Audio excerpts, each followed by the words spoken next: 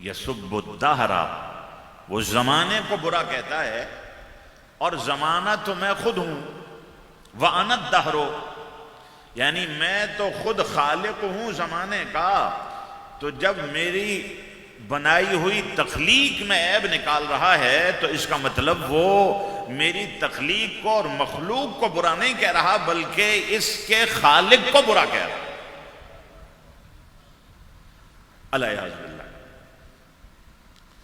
تو ایک تو یہ یاد رکھیں اور اس پیغام کو آگے منتقل بھی کریں کہ یہ جو غلط فہمیاں ہیں سفر کے حوالے سے، اس کی کوئی شرعی حیثیت نہیں ہے۔ اور پھر لوگوں کا نظریہ یہ ہے کہ جی اس کی 13 تاریخ کو وہ چھولے وغیرہ ابال کر وہ دوسروں کو کھلاتے ہیں، اور پھر ان کی سوچ یہ ہوتی ہے کہ یہ جو ہم دوسروں کو کھلا رہے ہیں تو ہمارے حصے کی جو بلائیں ہوں گی وہ اس کے پاس چلی جائیں۔ تو یہ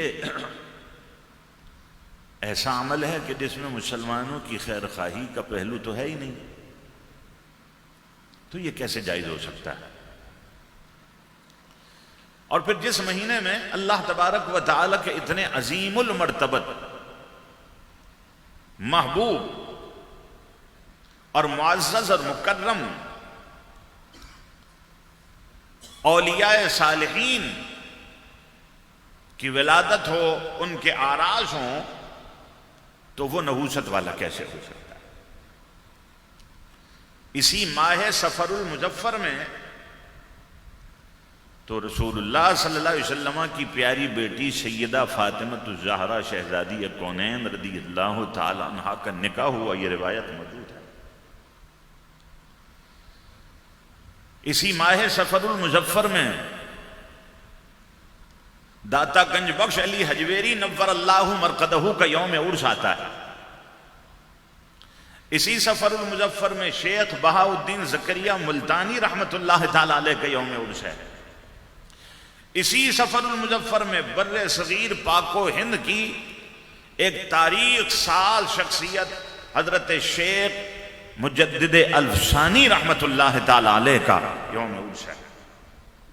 اور اسی ماہ سفر المظفر کی 25ویں تاریخ کو شاعر خوشنوا بلبل باغ جنا سیدی امام احمد رضا نور اللہ مرقدہ کا یوم عرس ہے۔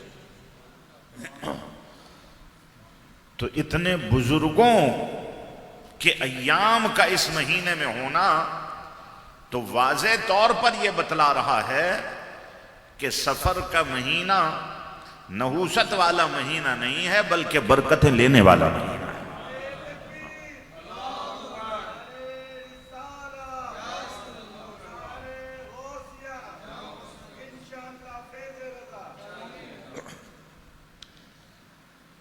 اور جو عنوان ہے ولایت اور شان اہل بیت، بریلی کے تاجدار امام احمد رضا نور اللہ مرقدہ کی خصوصیات میں سے ایک خصوصیت یہ ہے کہ انہوں نے جہاں اسلامی عقائد کا دفاع کیا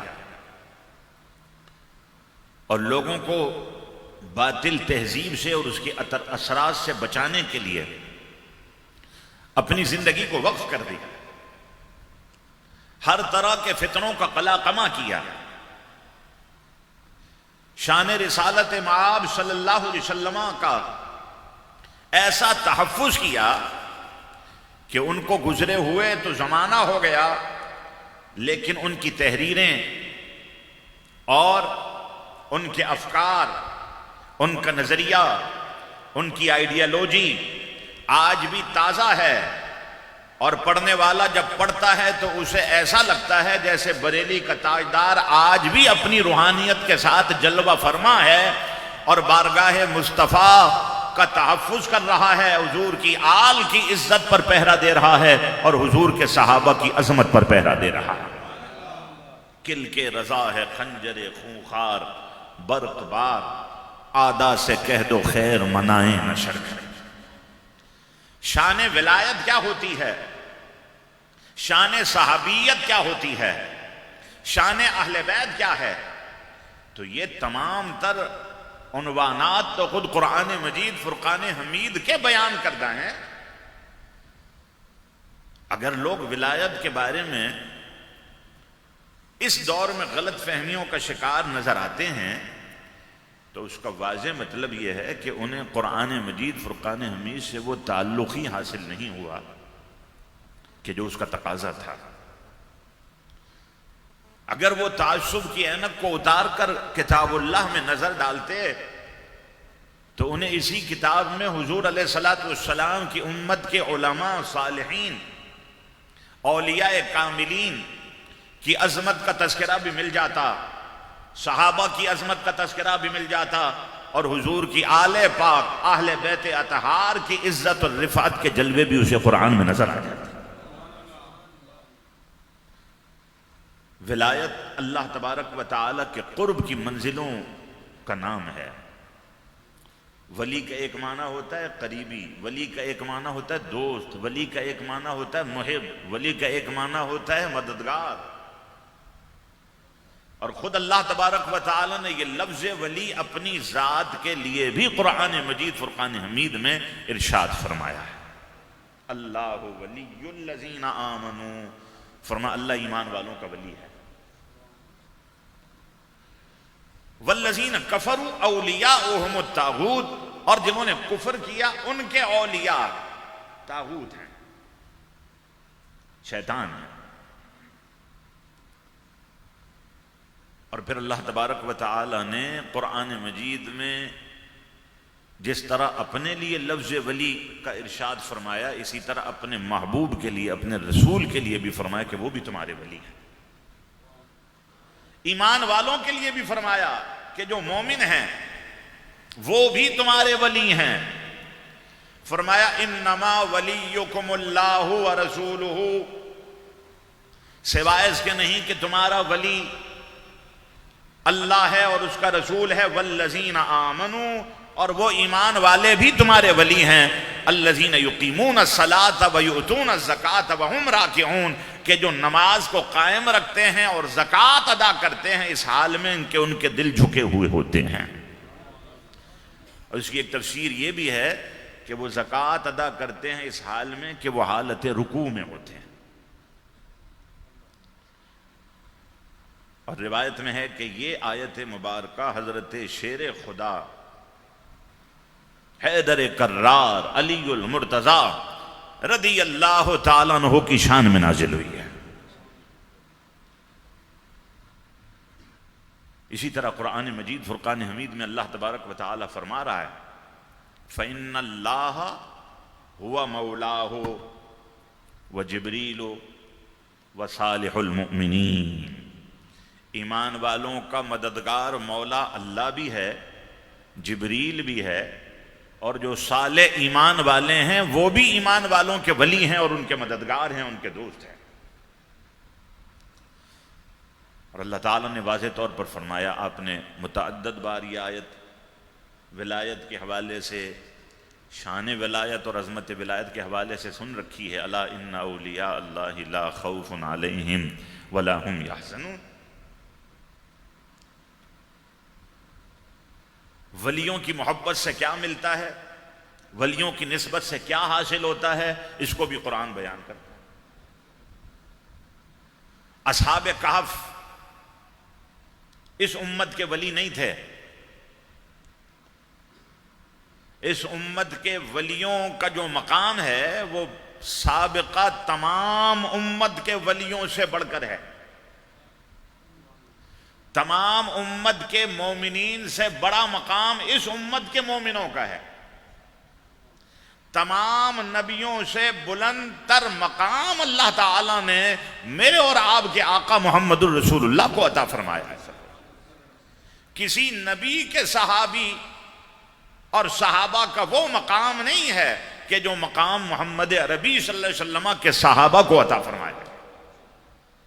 ذالک مثلہم فی التوراۃ ومثلہم فی الانجیل، حضور کے غلاموں کے لیے تو قرآن نے فرمایا کہ ان کی مثالیں تو تورات میں بھی بیان کی گئی ہیں اور ان کی مثالیں تو انجیل میں بھی بیان کی گئی ہیں.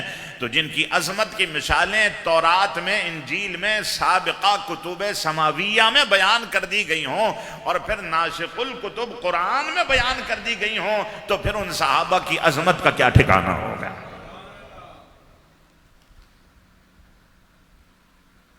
تو اصحاب کہف جب اپنے ایمان کو بچانے کے لیے ہجرت کر رہے تھے تو راستے میں ایک چرواہے کا کتا بھی ان کے پیچھے پیچھے لگ گیا. وہ کتے کو بھگاتے لیکن وہ خاموش ہو جاتا، جب یہ چل پڑتے تو پھر کتا بھی ان کے پیچھے چل پڑتا. چند بار انہوں نے اپنے پیچھے آنے سے کتے کو روکا اور پھر یہ چل پڑتے تو کتا بھی چل پڑتا. اللہ تعالیٰ نے اس کتے کو قوت گویائی عطا کر دی. وہ قادر قدیر ہے، اگر چاہے تو جن کے پاس زبان نہ ہو ان کو بھی زبان مل جاتی ہے، جن کو نطق نہ ہو ان کو نطق مل جاتا ہے. تو کتا کہنے لگا انی احب احباء اللہ، کہ اے اللہ کے بندوں تم مجھے بھگا رہے ہو، میں تمہیں تکلیف پہنچانے کے ارادے سے تمہارے پیچھے نہیں آ رہا. یعنی اس نے یہ کہا کہ میں وہ کتا نہیں ہوں جو ولیوں پر بھونکتا ہے، بلکہ میں تو وہ کتا ہوں جو ولیوں سے محبت کرتا ہے. اور پھر انہوں نے اس کتے کو اپنے ساتھ لے لیا اور قرآن منظر کشی کر رہا ہے. یہ اصحاب کہف تو جا کر غار میں سو گئے. 309 برس تک اللہ تعالیٰ نے ان کے اوپر نیند طاری کر دی. 309 برس. اور یہ اندر غار میں سو رہے ہیں، کتا باہر غار کے منہ کے اوپر اپنے بازوؤں کو پھیلائے ہوئے بیٹھا ہے. اللہ اس منظر کو قرآن میں بیان کر رہا ہے وَقَلْبُهُمْ بَاسِطٌ ذِرَاعَيْهِ بِالْوَسِيدِ. کتا ان اصحاب کہف کا، کتا ان اولیاء کا جو اپنے بازوؤں کو غار کے دانے پر بچھا کر بیٹھا ہوا ہے. ائمہ تفسیر فرماتے ہیں قیامت کے دن کچھ جانور ہیں کہ جو جنت میں جائیں گے، ان میں سے ایک اصحاب کہف کا کتا بھی ہے جس کو جنت میں داخل کیا جائے گا. تو سابقہ امت کے ولیوں سے کتا سچی محبت کر لے تو وہ جنتی ہو جاتا ہے، اور محمد عربی صلی اللہ علیہ وسلم کی امت کے ولیوں سے انسان محبت کرے، مسلمان محبت کرے، تو پھر وہ جنت سے محروم کیسے ہو سکتا ہے. اور قرآن مجید فرقان حمید کے ایک حرف کی تلاوت پر 30 نیکیاں ملتی ہیں. اس پر تو کسی کو اعتراض نہیں ہے. اب قرآن میں یہ جو کتے کا ذکر ہے وَقَلْبُهُمْ، کاف لام با، کلب کتے کو کہتے ہیں. ہم پروناؤن ہے، ضمیر ہے، اس میں ضمیر جس کو آپ کہتے ہیں کہ وہ دلالت کرتا ہے ناؤن کی طرف، پیچھے گزرے ہوئے ناؤن کی طرف. یہ پروناؤن اشارہ کرتا ہے کہ اسی کی بات ہو رہی ہے. کلبہم، کتا ان اصحاب کہف کا. تو یہ 5 حرف کوئی پڑھ لے جس کا معنی کیا ہے؟ ان کا کتا. کیا معنی ہے؟ ان کا کتا. تو 5 حروف کے بدلے میں، ایک حرف کے بدلے میں 30 نیکیاں مل رہی ہیں. تو ان کا کتا اگر کوئی کہہ دے، ولیوں کا کتا اگر کوئی قرآن سے پڑھ لے تو کتنی ہو گئی؟ 150 نیکیاں. اور یہ تو عام حالت میں تلاوت قرآن کا اجر بیان کیا گیا. اگر کوئی حالت نماز میں پڑھتا ہے تو ایک حرف کے بدلے میں 100 نیکیاں عطا کی جاتی ہیں. تو 5 حرف کی نسبت سے 500 نیکیوں کا حقدار بن جاتا ہے. تو جن کے کتوں کے ذکر سے نیکیاں ملتی ہوں تو ان ولیوں کا ذکر کوئی کرے تو پھر اس کو اللہ تعالیٰ کیا عطا فرمائے. وَقَلْبُهُمْ بَاسِطٌ ذِرَاعَيْهِ بِالْوَسِيدِ. ہمارا مسئلہ یہ ہے کہ قرآن فہمی سے یہ امت بہت دور ہو گئی. قرآن مجید سے تعلق کمزور ہو گیا. بہرحال اللہ تبارک و تعالی کے ولیوں کا اللہ تعالی کی بارگاہ میں بڑا مقام ہے۔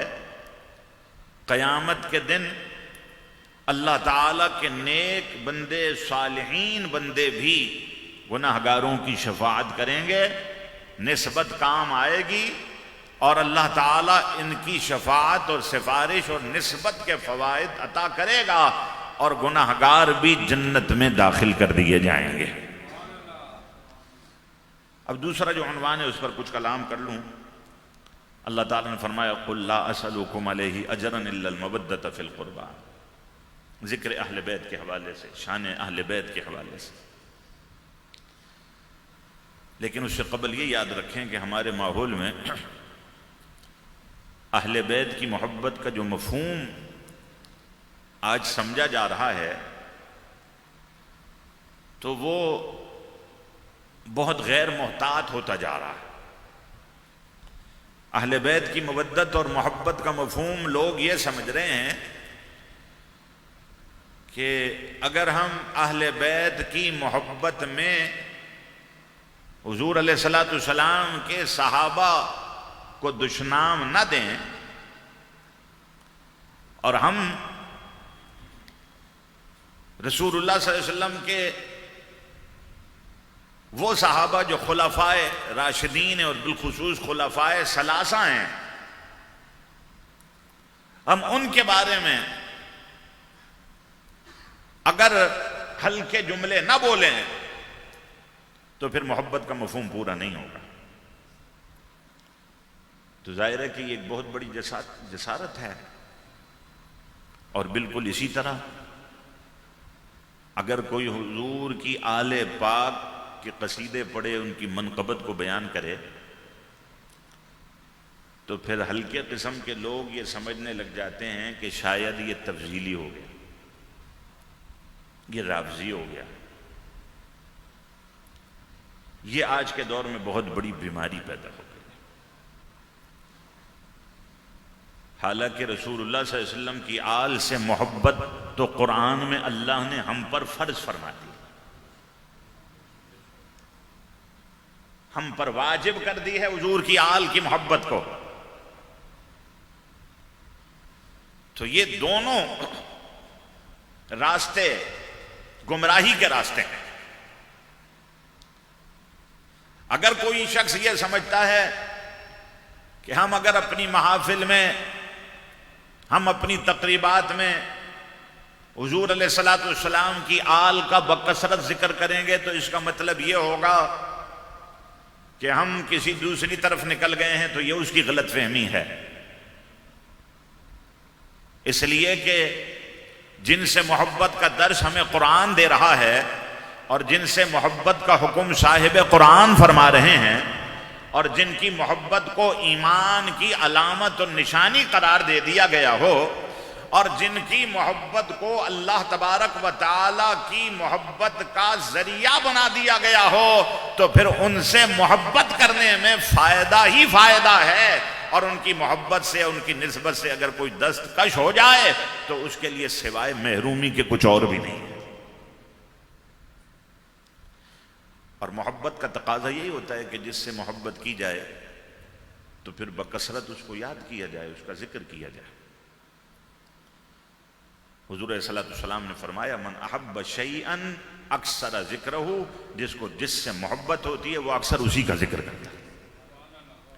تو اگر کوئی حضور کی آل کی محبت میں بکثرت حضور کی آل کی مثالیں دیتا ہے، ان کی سیرت کو بیان کرتا ہے، تو یہ تو اس کی محبت کی نشانی ہے۔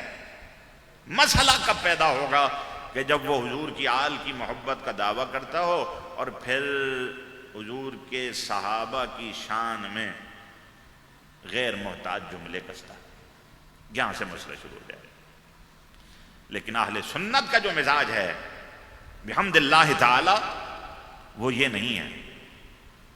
آج یہ سوشل میڈیا کے اوپر چونکہ کچھ بہت سارے ایسے اسکالرز بھی ہیں کہ جو شارٹ کٹ کے مفتی بن گئے، بالاستیعاب انہوں نے پڑھا نہیں، قرآن فہمی ان کو آتی نہیں، تو انہوں نے آج یہ جھگڑے ہمارے ماحول میں پیدا کر دیے۔ ورنہ قرآن مجید، فرقان حمید اور حضور علیہ الصلوۃ والسلام کی احادیث مبارکہ سے تو بالکل واضح ہے، اللہ تعالیٰ نے قرآن میں اپنے محبوب کی آل کی عظمت کو بھی بیان کیا ہے، ان کی محبت کو فرض قرار دیا ہے، ان کے گھرانے کو آئیڈیل بنا کر پیش کیا ہے۔ انما یرید اللہ لیذھب عنکم الرجس اہل البیت ویطہرکم تطہیرا، سوائے اس کے نہیں کہ اہل بیت اللہ تعالیٰ نے ارادہ کر لیا ہے کہ تم سے ہر رجس کو، ہر برائی کو، ہر گندگی کو پاک کرے، دور کر دے اور تمہیں خوب ستھرا فرما دے، خوب پاک کر دے۔ یعنی قرآن یہ بتلا رہا ہے کہ دنیا میں بہت گھر ہیں، لیکن ان گھروں میں سے ایک گھر ایسا ہے جس سے اللہ نے پاکی کا وعدہ فرما لیا ہے، جس سے اللہ نے تطہیر کا وعدہ فرما لیا ہے۔ اور جب قرآن میں ان کو پاک کہہ دیا، تطہیر کا وعدہ کر لیا گیا، اور صرف پاک نہیں کہا گیا، یہ بھی یاد رکھیں، فرمایا وَيُطَهِّرَكُمْ، اس نے ارادہ کر لیا کہ تمہیں پاک کر دے، تطہیراً پھر آگے تاکید کے لیے آ گیا۔ حالانکہ وَيُطَهِّرَكُمْ سے بات پوری ہو گئی کہ اللہ نے ارادہ کر لیا اہل بیت تمہیں خوب پاک کر دے، لیکن پھر تطہیراً مفعول مطلق ہے۔ عربی گرامر کا قاعدہ ہے کہ ما قبل فعل کا مصدر اگر مفعول مطلق آ جائے تو وہ تاکید پیدا کر دیتا ہے، جیسے صلو علیہ وسلموا، تو سلموا میں بات تو پوری ہو گئی تھی، درود پڑھو، سلام پڑھو، پھر تسلیمہ کیوں آیا؟ مفعول مطلق ہے، سلام پڑھو اور خوب پڑھو، خوب سلام پڑھو۔ اذان سے پہلے پڑھو کوئی مسئلہ نہیں، اذان کے بعد پڑھو کوئی مسئلہ نہیں ہے، جمعہ کی نماز کے بعد پڑھو کوئی مسئلہ نہیں ہے، میلاد کی محفل کے آخر میں سلام پڑھو کوئی مسئلہ نہیں ہے۔ صلو علیہ وسلموا تسلیما، خوب سلام پڑھو، اس میں وقت کی کوئی قید نہیں ہے۔ کچھ عبادتیں ایسی ہیں جو وقت کے ساتھ مقید ہیں، اگر اس کا وقت ہوگا تو اس کی ادائیگی ہوگی ورنہ نہیں ہوگی۔ ابھی آپ فجر کی نماز نہیں پڑھ سکتے کیونکہ اس کا وقت نہیں ہے، آپ فجر کے وقت میں عشاء کی نماز نہیں پڑھ سکتے کیونکہ اس کا وقت نہیں ہے۔ ابھی اگر کوئی حرام باندھ کر چلا جائے اور مینا میں جا کر خیمے میں بیٹھ جائے اور کہے میں حج کروں گا، وہ اس کو اسپتال لے جائیں گے، بولیں گے حج کا وقت تو ہے ہی نہیں، حج کا تو موسم ہے۔ اگر کوئی شخص کہے کہ میں فرض روزے آج سے رکھنا شروع کر دیتا ہوں یکم سفر سے، تو نہیں ہوگا، کیونکہ فرض روزوں کا وقت رمضان کا مہینہ ہے۔ حج کی ادائیگی، حج کی عبادت کو ادا کرنے کا جو موسم ہے وہ یکم محرم الحرام سے لے کر 8 ذی الحجہ تک ہے۔ تو یہ وہ عبادات ہیں جن کے ساتھ وقت کی قید لگی ہوئی ہے، اگر وقت ہوگا تو ان کو ادا کیا جائے گا ورنہ نہیں کیا جائے گا۔ لیکن دوسری عبادات وہ ہیں کہ جس میں اللہ نے ہی کوئی وقت کی قید نہیں لگائی، جب چاہو اس عبادت کو کر لو، اللہ تب قبول فرما لے گا۔ فرمایا اجیب دعوت الداعی اذا دعان، جب دعا کرنے والا دعا کرتا ہے، جب دعا کرنے والا دعا کرتا ہے میں اس کی دعا کو قبول کر لیتا ہوں۔ اور اسی طرح فرمایا صلو علیہ وسلموا تسلیما، اللہ تعالیٰ سے دعا کرنے کے لیے وقت کی کوئی قید نہیں ہے، جب چاہے کرے، کھڑے ہو کر کرے، بیٹھ کر کرے، لیٹ کر کرے، نماز میں کرے، تحیات میں درود پڑھنے کے بعد دعا کرے، کوئی وقت کی قید نہیں ہے، جب چاہے دعا کرے اللہ تعالیٰ اس کی دعا کو قبول کرتا ہے۔ اسی طرح اللہ کے محبوب پر درود و سلام پڑھنے کے لیے بھی قرآن میں وقت کی کوئی قید نہیں لگا، جب پڑھے، جتنا پڑھے، کثرت سے پڑھے، حضور علیہ الصلوۃ والسلام کی محبت میں جھوم جھوم کر پڑھے۔ تو یہ وہ عبادات ہیں جس میں کوئی وقت کی قید نہیں لگی ہوئی، تو یہ تاکید ہے وَيُطَهِّرَكُمْ تَطْهِيرًا، تمہیں پاک کر دے اور خوب ستھرا کر دے۔ تو اس کا مطلب کیا ہے؟ قرآن کا کوئی حرف بھی بے فائدہ تو ہے نہیں، یعنی اللہ تعالیٰ نے اس گھرانے کو اسوہ بنا دیا، آئیڈیل بنا دیا کہ یہ اتنے پاک ہیں، تطہیراً اتنی تاکید ہے اس میں کہ اگر ان کے قرب میں کوئی ناپاک بھی آ جائے اور ان کے دامن عفت کی ہوا اس کو لگ جائے تو اللہ اسے بھی پاکی عطا فرما دیتا. ان کی نگاہ اگر کسی پر پڑ جائے تو یہ ان کی نگاہ کا اثر ہوتا ہے کہ وہ ان کی نگاہ میں آنے کی وجہ سے ظاہری باطنی طہارت اور پاکی کو حاصل کر لیتا. تو اتنا عظیم گھرانہ ہے، اس کی کوئی توصیف کرے، تعریف کرے اور اس میں حدود سے تجاوز نہ کرے اور صحابہ کرام کو دشنام نہ دے تو کوئی مسئلہ ہی نہیں ہے. بلکہ یہ یاد رکھیے گا کہ جو اہل سنت و جماعت حضور کی آل سے محبت کرتے ہیں وہی حقیقی محبت ہے. اور اہل سنت و جماعت کے علماء اور اکابرین نے اور ادیبوں اور شاعروں نے مناقب اہل بیت میں جو کچھ لکھا ہے وہ قرآن و سنت کے مطابق ہے. اس میں راہ اعتدال کو انہوں نے نہیں چھوڑا ہے. اس میں انہوں نے فریق آخر کی طرح غلو نہیں کیا کہ حضرت علی کی تعریف کرتے کرتے ان کو نعوذ باللہ مقام الوہیت تک لے گئے، بلکہ اس سے بھی آگے لے گئے، نبیوں سے بھی آگے لے گئے. لیکن ایسا نہیں. آج ہمارے ماحول میں جو اہل سنت ہیں، سنی ہیں، محرم الحرام میں وہ بھی اپنی گاڑیوں میں مرثیے سن رہے ہوتے ہیں، نوحے سن رہے ہوتے ہیں، اور کہیں نیاز حلیم پکڑی ہوتی ہے تو وہاں قوالیاں لگی ہیں، مرثیے چل رہے ہیں، نوحے چل رہے ہیں. حالانکہ یہ تو حرام ہے، ناجائز ہے.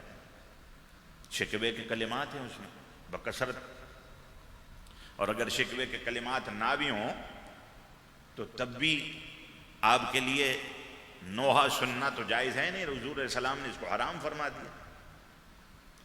کیا حضور کی آل کے مناقب آپ کو اپنے مسلک میں نظر نہیں آتے؟ اعلی حضرت فاضل بریلوی نے اہل بیت کی جو منقبتیں بیان کی ہیں، امام اہل سنت کی منقبت اہل بیت کے 2 مصرے ترازو کے ایک پلڑے میں رکھ دو اور دنیا کے 9 مرثیوں کو ترازو کے دوسرے پلڑے میں رکھ دو تو میں یقین سے کہتا ہوں کہ بریلی کے تاجدار کے 2 مصرے دنیا کے 9 مرثیوں پر بھاری پڑ جائیں. وہ ابھی ہمارے محترم منتظم صاحب نے پڑھا نا، انہوں نے پڑھا نا، سرتاب قدم ہے تن سلطان زمن پھول، لب پھول دہن پھول بدن پھول زقن پھول. اور پھر اسی میں مقطع میں کہتے ہیں کیا بات رضا اس چمنستان کرم. شان اہل بیت کو بیان کر رہے ہیں. اعلیٰ حضرت فاضل بریلوی کا مزاج تو یہ ہے کہ ان کی تو نعت مکمل نہیں ہوتی جب تک حضور کی آل کا تذکرہ نہ کریں، حضور کی آل کی توصیف نہ کریں تو وہ سمجھتے ہیں کلام نامکمل ہے. تو وہ کہتے ہیں کیا بات رضا اس چمنستان کرم کی، زہرا ہے کلی جس میں حسین اور حسن پھول. زہرا ہے کلی جس میں حسین اور حسن پھول. اور اعلی حضرت فاضل بریلوی نور اللہ مرقدہ کے خانوادے کے دیگر شعراء، استاد زمن، شہنشاہ سخن، آپ کے صاحبزادے، انہوں نے بھی منقبت اہل بیت جب لکھی تو کمال کر دیا. باغ جنت کے ہیں بہرے مدح خانے اہل بیت، تم کو مژدہ نار کا ہے دشمنان اہل بیت. یہ ہے رضویوں کا مزاج، یہ ہے بریلویوں کا مزاج. لیکن آج معذرت کے ساتھ لوگ فکر رضا فکر رضا فکر رضا کی بات تو کرتے ہیں، لیکن انہوں نے ابھی تک رضا کو خود ٹھیک سے پڑھا ہی نہیں ہے. فکر رضا کو بیان کرنے کے لیے ڈیمانڈ کرتے ہیں کہ اتنا ہوگا لفافہ تو ہم آ کے بیان کریں گے. اور فکر رضا یہ تھی کہ رضا تو اپنے مدرسے کے بچوں کو کھانا بھی اپنی جیب سے کھلاتا تھا. فطرے اور زکوٰۃ کی روٹی نہیں کھلائی انہوں نے. فطرہ اور زکوٰۃ کھانے والے جب فارغ التحصیل ہوں گے کیا کام کریں گے؟ وہ تو اپنی جیب خاص سے علماء کی، طلباء کی خدمت کرتے تھے، ان کو کھلاتے تھے، ان کو پلاتے تھے. لیکن آج اس فکر کو بھلا دیا گیا. ان کی فکر تو یہ ہے کہ نواب نان پارا نے ان سے فرمائش کر دی کہ آپ بہت اچھے ادیب اور شاعر ہیں، بہت خوب لکھتے ہیں، کوئی 2-4 مصرے میرے لیے بھی لکھ دیں. یہ نان پارا ایک مقام کا نام ہے. فاضل بریلوی نے نان پارا کا ذکر شعر میں کیا لیکن الٹا کر کے کیا. نواب آف نان پارا یہ چاہتا تھا کہ احمد رضا لکھ دے تو سند ہو جائے گا کہ امام احمد رضا بریلوی نے نواب آف نان پارا کے لیے 4 مصرے لکھے. لیکن اعلی حضرت فاضل بریلوی سے جب یہ فرمائش کی گئی تو آپ نے کیا فرمایا؟ کروں مدح اہل دول رضا، پیسے والوں کی تعریف کروں، بادشاہوں کی تعریف کروں، دنیا کے سرداروں کی تعریف کروں مدح اہل دول رضا، پڑے اس بلا میں میری بلا، میں گدا ہوں اپنے کریم کا، میرا دین پارے نہیں. نواب آف نان پارا کو جواب دیا میرا دین پارے نہیں ہے، روٹی کا ٹکڑا نہیں ہے میرا دین. کہ کوئی نواب اٹھے اور کہے کہ جی آپ لکھ دیں، تو تم نے احمد رضا کو ابھی سمجھا ہی نہیں ہے. احمد رضا کا قلم تو اٹھتا ہے تو صرف اللہ تبارک و تعالی کی حمد کے لیے اٹھتا ہے اور اس کے محبوب مصطفیٰ کی ناد کے لیے اٹھتا ہے اور ان کی عزت پر پہرا دینے کے لیے اٹھتا ہے، صحابہ کی عظمت کو بیان کرنے کے لیے اٹھتا ہے، حضور کی آل کی مودت اور محبت کے لیے اٹھتا ہے. تو اللہ تعالیٰ نے فرمایا قل لا اسألکم علیہ اجرا الا المودۃ فی القربى. پیارے محبوب آپ فرما دیجئے کہ میں تم سے کوئی اجرت نہیں مانگتا. اس قرآن کے پہنچانے پر، دین کے ابلاغ پر، تبلیغ رسالت پر میں تم سے کوئی مالی منفعت نہیں مانگتا، میں تم سے کوئی سونا اور چاندی نہیں مانگتا، میں تم سے روپے اور پیسے کا تقاضا نہیں کرتا، مجھے اس کے بدلے میں کوئی جائیداد نہیں چاہیے. الا المودۃ فی القربى، اگر تمہیں میرے پیغام کے پہنچانے کا کوئی پاس اور لحاظ ہو، احساس ہو، تو بس اتنا کرنا کہ میرے قرابت داروں سے محبت کر لینا. سورہ شعراء میں یہ بار بار مضمون دہرایا گیا ہے. اس کو بغور سن لیں پھر میں اپنی گفتگو ختم کرتا ہوں. نوح علیہ السلام کا ذکر ہے، لوط علیہ السلام کا ذکر ہے، شعیب علیہ السلام کا ذکر ہے، ہود علیہ السلام کا ذکر ہے، متصل ہے ایک کے بعد ایک. صالح علیہ السلام کا ذکر ہے.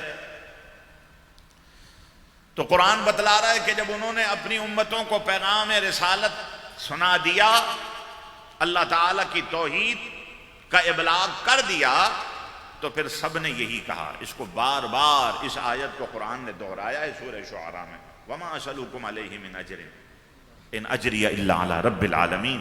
میں اس پیغام کے پہنچانے پر تم سے کوئی اجرت نہیں مانگتا، تم سے کوئی مالی منفعت نہیں مانگتا. میرا اجر تو اسی کے ذمہ کرم پر ہے جس نے مجھے یہ ڈیوٹی دی ہے اور جس نے میری ذمہ داری لگائی ہے. میں تم سے اس پر کوئی اجرت نہیں مانگتا. اور اس آیت مبارکہ میں اولاً تو یہی ہے کہ حضور نے فرمایا کہ میں تم سے کسی اجرت کا سوال نہیں کرتا، لیکن پھر اس کے بعد فرمایا الا المودۃ فی القربى. یہ قرآن میں اور کہیں بھی نہیں ہے. نہ تو نوح علیہ السلام نے کہا کہ اجرت نہیں مانگتا لیکن میرے گھر والوں سے محبت کرنا، نہ ہود علیہ السلام نے کہا، نہ شعیب علیہ السلام نے کہا، نہ لوط علیہ السلام نے کہا، نہ ابراہیم علیہ السلام نے کہا. کسی نے بھی نہیں کہا. جس نے کہا اس نے کہا میں کوئی اجر نہیں مانگتا، میرا اجر تو اللہ کے ذمہ کرم پر ہے. لیکن حضور علیہ السلام نے اللہ کے حکم سے فرمایا، کیونکہ پیچھے قل ہے. اور وہاں جو نبیوں کا ذکر ہے کہ میں نہیں مانگتا، وہاں قل نہیں ہے کہ تم کہہ دو، اے صالح تم کہہ دو، ابراہیم تم کہہ دو، بلکہ وہ خود کہہ رہے ہیں کہ ہم تم سے اجرت نہیں مانگتے، ہم تم سے اجر نہیں مانگتے. لیکن حضور علیہ السلام جو فرما رہے ہیں وہ اللہ تبارک و تعالیٰ کے حکم سے فرما رہے ہیں. اللہ نے حکم دیا قل، اے پیارے آپ فرما دیجئے لا اسألکم علیہ اجرا، میں تم سے کوئی اجرت نہیں مانگتا، کوئی مالی منفعت نہیں مانگتا. الا المودۃ فی القربى، لیکن قربا کی محبت کا سوال کرتا ہوں، قرابت داروں کی محبت کا سوال کرتا ہوں. اس کی دو تفسیریں ہیں، مختصراً سن لیں۔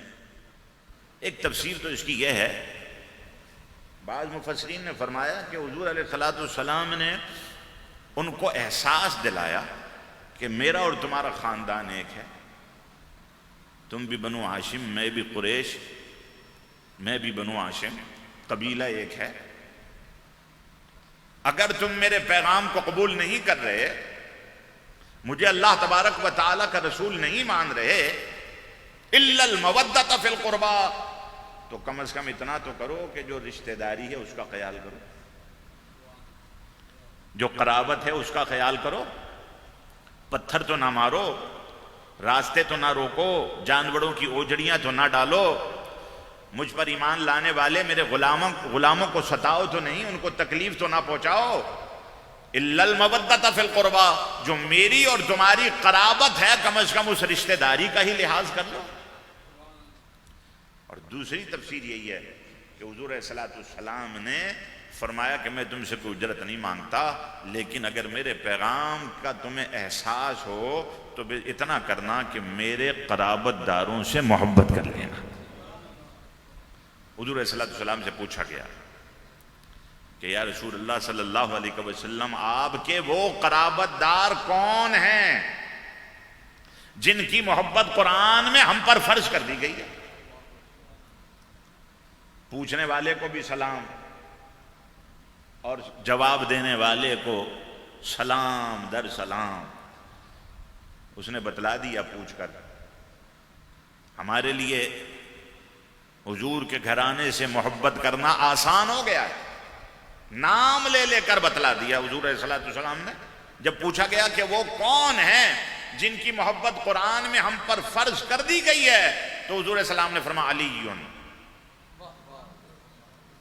وہ علی ہیں، وہ فاطمہ، وہ سیدہ فاطمہ الزہرا ہیں، وابناہما، اور ان کے دونوں بیٹے حسن اور حسین ہیں۔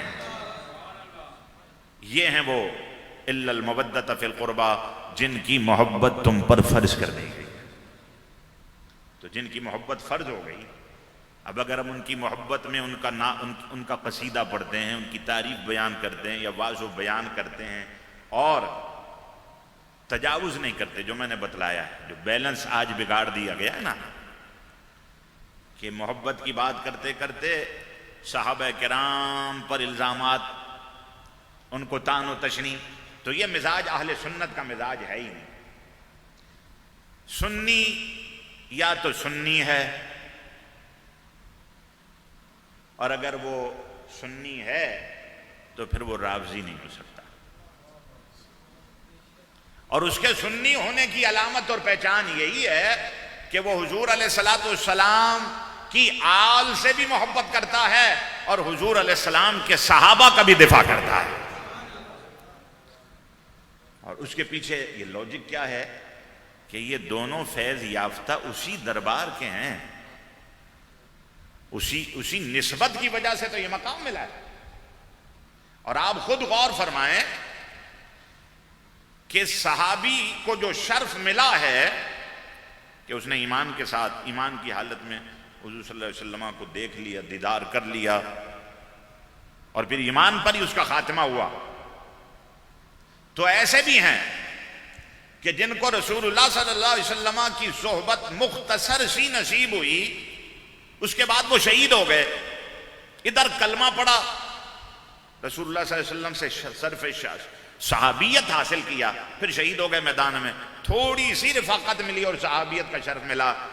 لیکن یہ صحابی بھی بعد آنے والے سارے اغواص اور اقطاب سے آگے نکل گیا،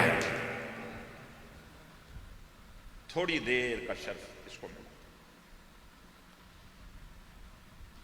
تو جو تھوڑی دیر کی صحبت پا کر قیامت تک آنے والے تمام متقین، تمام صالحین پر فوقیت لے جائے، تو جنہوں نے آنکھ ہی حضور کی گود میں کھولی ہو،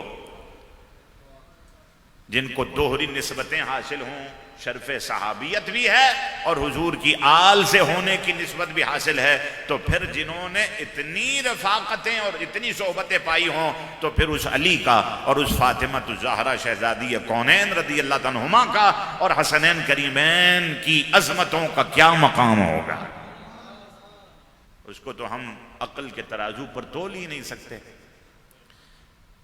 تو آج یہ جو بیماری ہے اس کے علاج کی بہت ضرورت ہے۔ ایسے کسی لب و لہجے کی حمایت نہیں کرنی کہ آپ کو نظر آئے کہ یہ حب اہل بیت کی آڑ میں صحابہ کو دشنام دیتا ہے، یا کوئی دفاع صحابہ کے نام پر حضور علیہ السلام کی آل کا موذی بن رہا ہے۔ ہمیں دونوں گوارا نہیں ہیں، اور اگر کوئی حضور علیہ السلام کی آل سے ٹوٹ کر محبت کرتا ہے تو یہ تو اس کے ایمان کی حلاوت کی دلیل ہے۔ حضرت اسامہ بن زید آئے حضور علیہ السلام کی خدمت میں کسی کام سے رات کے وقت، تو آقا علیہ السلام نے چادر میں کچھ چیز کو چھپایا ہوا تھا، تو انہوں نے جب کام کر لیا تو کہنے لگے حضور یہ چادر میں کیا ہے؟ آقا علیہ السلام نے چادر ہٹائی تو ایک طرف امام حسن تھے اور دوسری طرف امام حسین تھے۔ اتنی محبت تھی حضور علیہ السلام۔ اور پھر آقا علیہ السلام نے فرمایا اے اللہ میں ان دونوں سے محبت کرتا ہوں، یہ دونوں میرے بیٹے ہیں، اور ایک روایت میں فرمایا یہ میری بیٹی کے بیٹے ہیں، میں ان سے محبت کرتا ہوں۔ وَأَحِبَّهُمَا، یا اللہ تو بھی ان سے محبت فرما۔ وَأَحِبَّ مَن يُحِبُّهُمَا، اور جو ان سے محبت کرے تو اس سے بھی محبت فرما۔ آج اگر کوئی اللہ تعالیٰ کے قرب کے لیے، اس کی محبت کے لیے بہت زیادہ چلے کرنا چاہتا ہے یا بہت وظیفے تلاش کر رہا ہے، تو آج کی اس محفل میں ایصال ثواب میں سے میں آپ کو مختصر سا آسان سا وظیفہ دے دیتا ہوں اللہ کا محبوب بننے کا، کیونکہ رسول اللہ نے دعا کی ہے صلی اللہ علیہ وسلم کہ جو ان سے محبت کرے، حسن اور حسین سے محبت کرے، اے اللہ اس سے تو بھی محبت فرما۔ تو اللہ کا محبوب بننے کا وظیفہ یہی ہے کہ حسن کی محبت کو دل میں جگا دو، حسین کی محبت کو دل میں جگا دو۔ جب ان کی محبت آ جائے گی تو تمہیں اللہ تعالیٰ کی محبت بھی حاصل ہو جائے گی، مقام محبوبیت مل جائے گی۔ اعلیٰ حضرت فاضل بریلوی نے اپنے عقیدے و نظریے کو، جو اہل سنت کا قدیم نظریہ اور عقیدہ ہے، ڈنکے کی چوٹ پر بیان کر دیا۔ اہل سنت کا ہے بیڑا پار، اصحاب حضور نجم ہے اور ناؤ ہے عطرت رسول اللہ کی، وما علیہ الا البلاغ۔